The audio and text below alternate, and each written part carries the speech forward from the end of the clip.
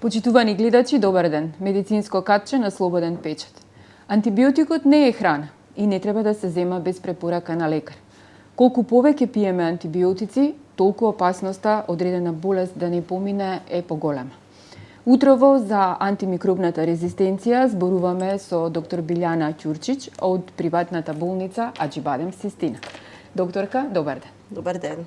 Ви благодарам што ја припативте поканата од Слободен печат. Благодарам што ме поканивте. Голема чест е да се биде присутен на ваква прилика, да може да се каже нешто што треба да биде испратено како порака до сите. Во најавата кажав дека ќе зборуваме за антимикробната резистенција поради неконтролираната употреба. Македонија е некаде на врвот на листата по употреба на антибиотици, тоа го зборуваат и статистиките. Антибиотик се зема буквално за секоја настинка, за вирус, за стомачен вирус, дури во она што го знам од вашите колеги, голем дел од родителите, посебно за деца, бараат и антибиотик за секој случај за наодмор. Еве, во моментов сега е период на годишни одмори. Какво е вашето искуство кога станува збор за антимикробна резистенција, односно антибактериска резистенција овде во Македонија? Видете, ова што го кажавте вие дефинитивно се факти, меѓутоа јас не би сакала сега да критикуваме ниту луѓето, ниту пациентите, ниту колегите. Поентата треба да биде едукативно. Да алармираме заради тоа што ова сега што го гледаме во сегашноста, во овој момент, е последица на нашите навики и она што сме го правеле минатите 10 години, многу интензивно, а тоа е дефинитивно злоупотреба на антибиотик. Антибиотикот е веројатно на некое ниво на употреба на суплементи, тоа го кажуваат статистиките и податоците, и дефинитивно мораме да ги издигнеме критериумите во кој момент ќе се решиме да се употребува антибиотик. Зашто? Заради тоа што во моментот во лабораториите веќе имаме изолати на инвазивни микроорганизми кои што се резистентни на сите познати антибиотици. Значи, ако до сега зборувавме за мултирезистенција, сега веќе зборуваме за панрезистенција, а тоа е тотална резистенција кон се што постои како антибиотик. Од една страна, решение на ова е иновација и ставање во употреба на нови антибиотици, кои што се исклучително скапи, меѓутоа, освен што тоа што се скапи, се исклучително токсични за употреба, што значи дека нивната употреба не би можела да биде во домашни услови.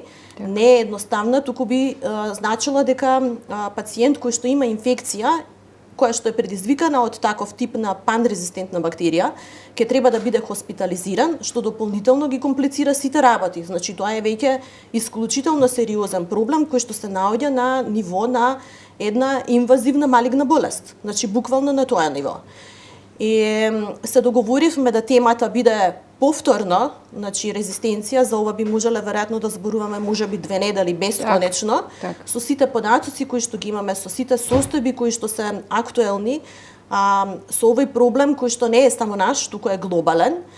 Меѓутоа би ги искористиле овие 20 на минути да пратиме некои пораки, некои апели, заради тоа што борбата против злоупотреба на антибиотици не е сочината само од еден човек, туку треба да се подигне свеста и треба сериозно да сме свесни за последиците на сето ова што го направивме, за да можеме да оставиме прилика да медицината функционира и на нашите деца. Значи, инфекциите секогаш биле пратилец на човекот, меѓутоа до сега секогаш сме имале алатка за борба и лекување на инфекциите. Сега во моментот алатките не недостасуваат. Тоа значи дека немаме протокол како се лекува или едноставно се прескокнуваат одредени фази? Протоколи постојат, меѓутоа сега имаме еден друг проблем. Протоколите функционирале за едни други бактерии.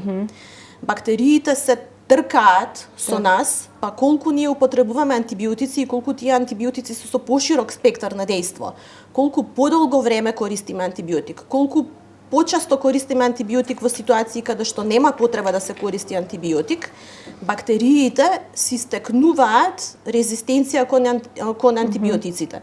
Си имаат механизми за адаптација и за селекција и од маса на бактерии кои што се присутни во едно поле каде што има инфекција, ќе мутираат одредена бројка од бактериите. Рачунајте вие дека една Escherichia coli создава потомство од 2 клетки само за 20 минути, па кога ќе направите еден алгоритам, колку од тие една Escherichia coli ќе биде за некои 72 сата, а ќе преживее само таа која што ќе успее да направи мутација и резистенција кон антибиотикот што го користиме, тогаш веќе имаме голем проблем. Има и други механизми каде што бактериите имаат способност да си ги повлекуваат гените за резистенција од други бактерии. Значи не само еден тип на Escherichia coli од друга Escherichia coli, туку и Escherichia coli од клепсиелата која што е во нејзина близина, од протеусот кој што е во нејзина близина или псевдомонасот, така да сега уствари излегува дека тие функционираат заедно за да преживеат, а ние не можеме да се договориме. Веројатно можеби нешто треба да научиме од бактериите. Минатата недела беше формирано едно здружение кое што е токму посветено нели за борба против микробите, практично за да може да биде успешна на крајот, нели човекот да биде над бактериите на некој начин. Ајде малку да позборуваме околу тоа, бидејќи вие како болница системски работите и кај вас конкретно во вашата болница не може да се издаде антибиотик без една група на луѓе, зборувам тим на лекари кои што го одобрува на крај. Да, тоа ви покажав пред да влеземе овдека во студиото за да ви доловам уствари како треба ние она што ви кажав да учиме од бактериите, да бидеме здружени и секој да си ја работи својата работа и како тим да постигнеме нешто што е стварно базирано врз факти и е оправдано.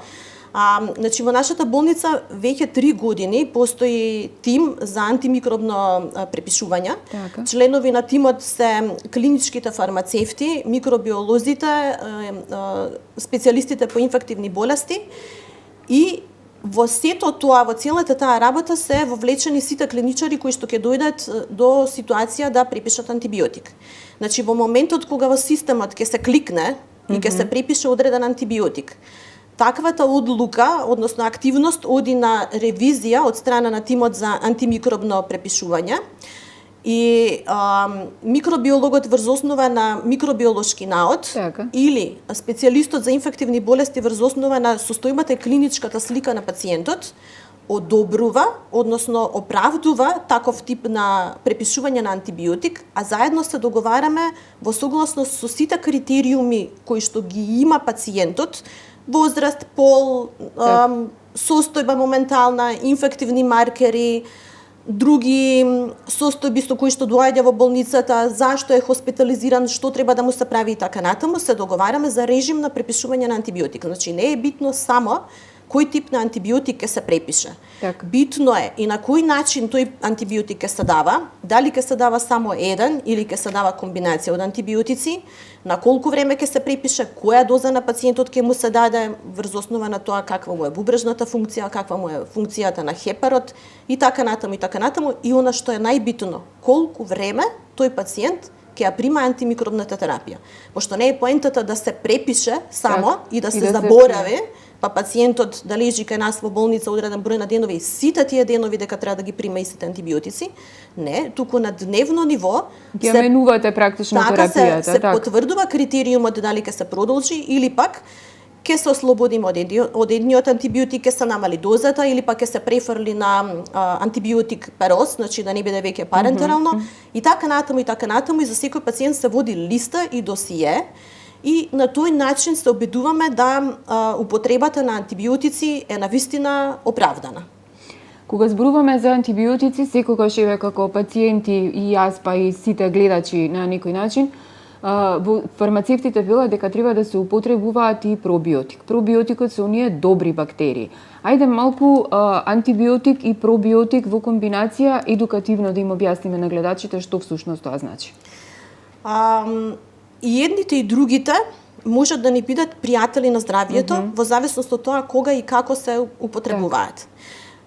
Задолжително, за среќа, веќе се научивме дека кога се дава антибиотик треба да употребуваме пробиотик, меѓутоа пробиотиците е препорачливо да се употребуваат и во ситуации кога немаме инфекција, болни, заради тоа што се на некој начин одржувачи на здравието.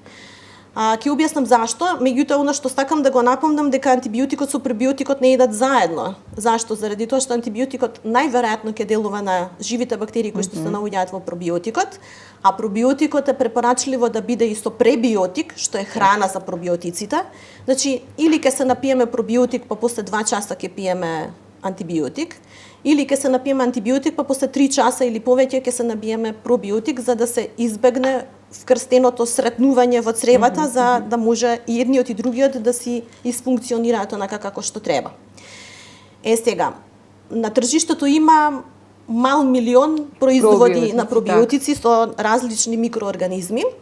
И секогаш ќе кажам заради тоа што веќе се сметаме како експерти за оние добри микроорганизми, значи ако со специализацијата микробиолог сум по дефолт експерт за лошите микроорганизми, сега веќе можеме да кажеме дека оние што функционираме како тимови за заштита на нормалната флора и едукација на клиничарите и на пациентите дека треба да се одржуваат и да си ја сакаат нормалната флора, пошто таа е извор на здравјето и балансот. Да, кога сме тука, ајде да довршете, па од тука ќе ми дојде и следното прашање за болестите практично кои што се животно загрозувачки како диабет, анксиозност, се доаѓа од цревата, практично од оној дисбаланс меѓу лоши и добри бактерии.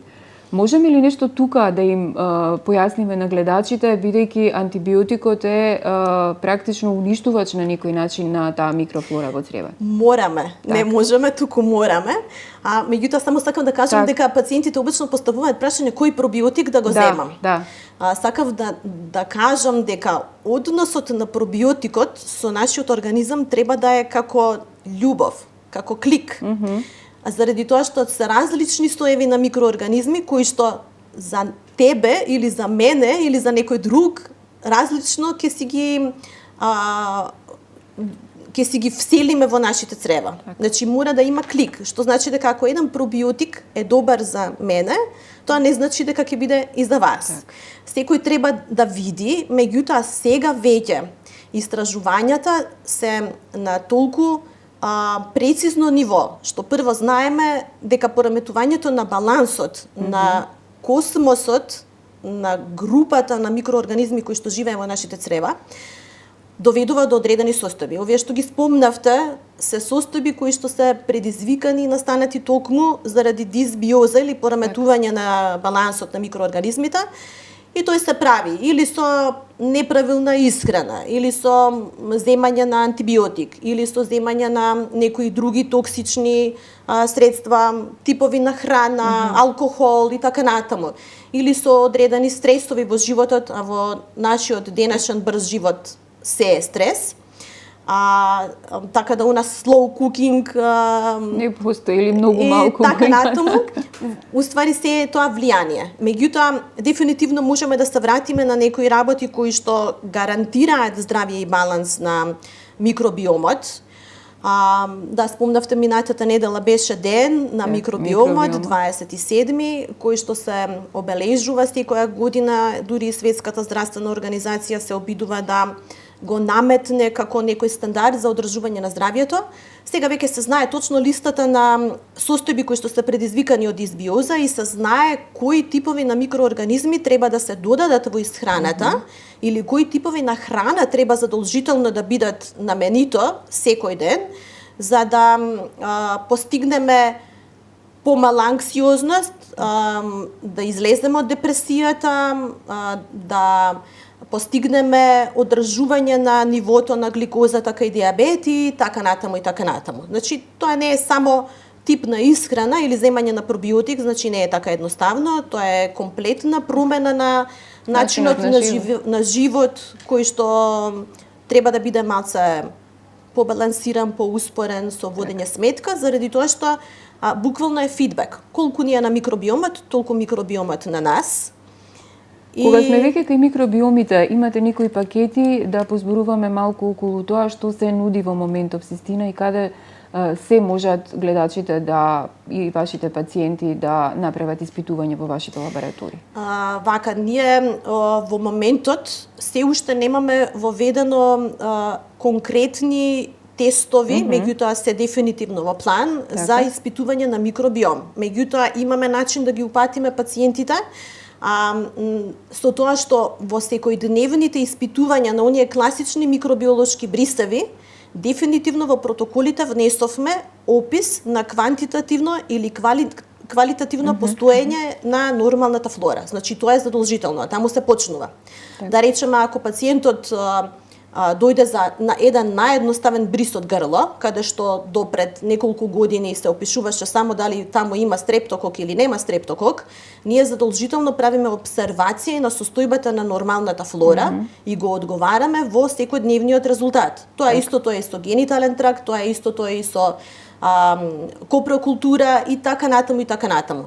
Сега се повеќе делови од човековото тело за кои што сме сметале дека се примарно стерилни, е докажано дека се сите со нормална флора и описот на нормалната флора е дефинитивно нешто што од каде што се почнува. Значи, можеби состојбата или моментот на пациентот да не се чувствува добро не е само дали има присуство или отсуство на патогена бактерија, него е и колку и како е застапена нормалната флора и стои како нешто што дефинитивно е почеток на понатамошна детална обсервација за да може да се види што треба да се направи, на кој начин да се надомести нормалната флора кај тој пациент и да се намалат тегобите кои што пациентот ги има.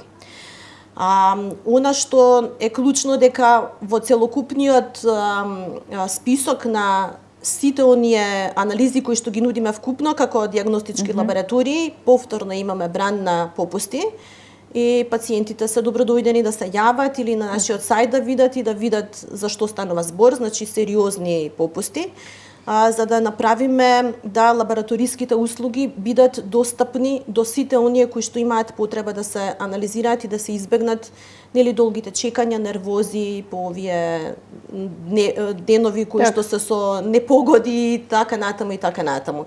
Значи за сите информации слободно може и да се јават на телефоните и во секое време ќе им одговориме. Заради тоа што ако почнеме да опишуваме, секој има индивидуална потреба со своји прашања, нели кажавме она што е наша цел е персонализиран пристап кон секој пациент. Така да не би зборувале општо, јас во принцип не сум љубител за групирање на луѓе и пациенти. Секој пациент е приказна за себе, секој има право да побара време за себе, да си ја објасни својата состојба и да стигнеме до заклучок што треба да се направи и каков одговор ќе добиеме со резултатите кои што ќе ги добиеме. Времето ни е кратко, темата ни е многу обширна. Еве за крај на интервјуто една препорака до пациентите и секако до младите мајки, бидејќи сите кои што прв пат одат на одмор, пред извесно време зборував со еден матичен педијатар кој што вели дека доаѓаат мајки и бараат антибиотик за секој случај. Дали секоја температура се лекува со антибиотик? Еве препорака од ваша страна како микробиолог. Секако дека ќе кажам дека не постојат критериуми, критериумите се јасни за сите. И секој пат кога ќе решиме дека треба на некого да му препорачаме антибиотик, точно мора да знаеме зашто. Значи си постојат лабораториски исследувања, си постои знаци кои што се вклучени во клиничката слика и секако задолжително секој пациент кој што има некаква инфекција или знаци на повишена температура, треска, болка во грло, болка во главата, уринарна инфекција, летото е значи со цел арсенал на состојби кои што се врзани, па гастроинтестинални тегоби, диареи, генитални инфекции и така натаму, задолжително мора да се видат пациентите со доктор, да се направи преглед, па да се договориме каков ќе биде пристапот во лекувањето. Понекогаш антибиотикот само ги замутува работите, па многу потешко стигаме до вистинскиот одговор. И уште едно прашање за крај, ви се случило ли во вашата долгогодишна кариера да имате некоја упорна бактерија со која што сте имале проблем и како завршила цела приказна? Зборувам после колку комбинации на антибиотици. Тоа е прашање кое што веројатно би требало да го оставиме за некое друго гостување. Да, во последните месеци се почесто и почесто имаме исклучително инвазивни бактерии кои што Ако во широките народни маси МРСА била страшна, значи МРСА е бебе во однос на овие професионални инвазивни бактерии. И лекувањето на таквите бактерии е вистински предизвик, не само кај нас, туку и секаде во светот. Меѓутоа се користат off-label терапии кои што се дефинитивно терапии со протоколи кои што ги одлучуваат тим на доктори, значи тоа е нешто што одлично функционира во една институција како што е клиничката болница Систина. Задолжително мора да се прави мониторинг и тие терапии се многу сериозни заради тоа што бараат 24/7 мониторинг на пациенти, заради тоа што точно треба да се знае кога се употребува антибиотик во комбинација со друг антибиотик, понекогаш дури и 3, максимално за да може да се спречи летален исход на ваквите инфекции од инвазивните бактерии. Задолжително мора да се пратат одредени параметри, точно конкретно, и мора будно да се прати состојбата на пациентот и како пациентот реагира со ваквите терапии. Имаме среќа да во нашата болница антибиотиците се достапни, значи дури и ако во моментот не се го нема, така може да се. Да, значи тоа е исто така една одлична работа и можам да кажам дека станува збор за една многу сериозна експертиза на тимови, која што за жал моравме да ја научиме со влезот на инвазивните микроорганизми, особено во последните 2 до 3 месеци веќе имаме детектирано бактерии со пациенти кои што доаѓаат во нашата болница од другите земји, бактерии кои што не сме ги детектирале до сега, кои што се стварно професионалци во својата работа на предизвикување на инвазивни инфекции, каде што мора да се реагира сега и во моментот. Да, веднаш, да. Доктор Билјана, ви благодарам за гостувањето во Слободен печат. Се надевам дека делувавме едукативно, да, и едукативно, дека гледачите научија нешто.